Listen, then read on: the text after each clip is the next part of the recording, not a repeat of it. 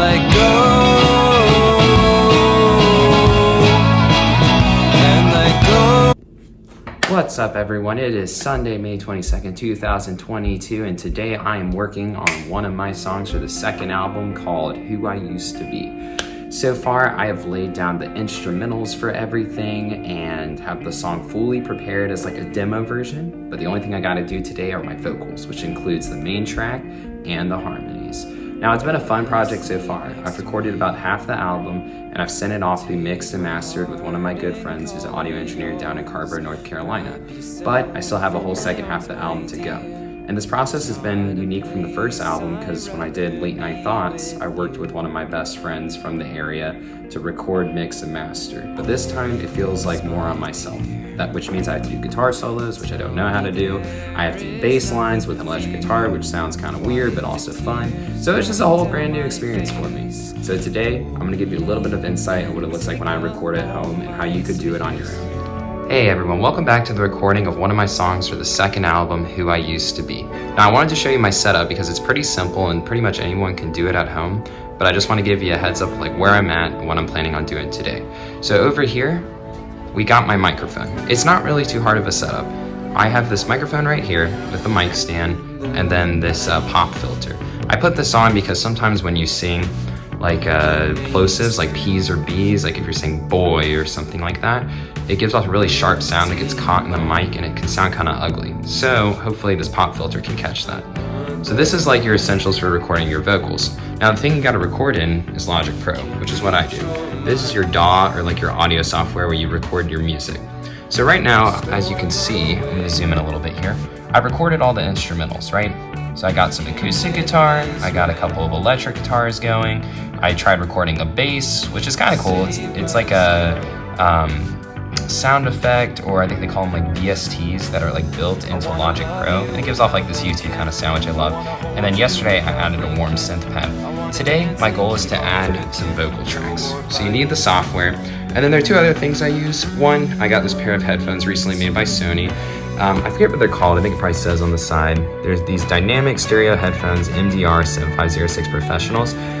These are really good and kind of like standards in the music industry, I think. They cost somewhere between like $80 to $100 depending on where you buy them. But for me it's good because it like soundproofs the music through my headphones so I don't hear it when I'm recording music, or like vocals for example. And then also they're just pretty convenient to bring everywhere. The only downside is they're not Bluetooth, so you have to like use a wire to directly plug them in. And the final thing right here, this is like my Scarlett 2 input, 2 output Focusrite.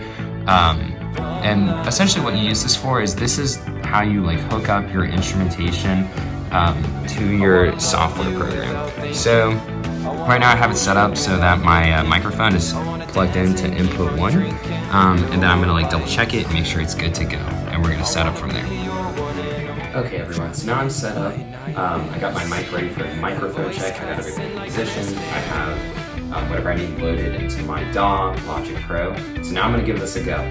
With vocal attempts, it can be a lot of fun. It can also be really frustrating because sometimes like in the first like 5 to 10 attempts, you get something really good. And sometimes it takes you like 100 plus, 200, whatever, like attempts to get the exact vocal track you work for. And then even sometimes you do that, you send it in, and then someone sends it back to you, and you're like, oh my god, that sounds horrible. And you start again from the beginning.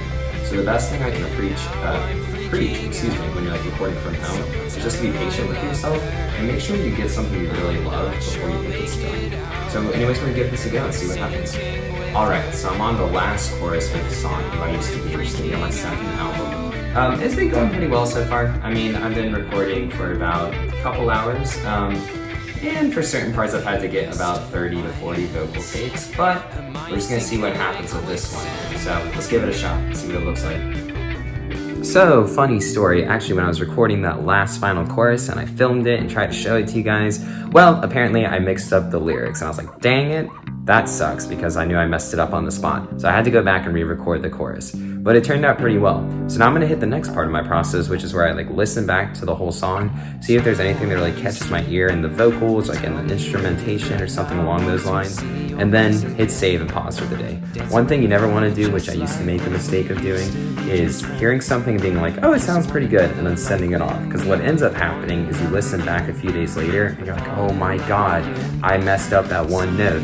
Or whoops, I played the guitar in the wrong key, which I've done before. So just, be patient, take your time.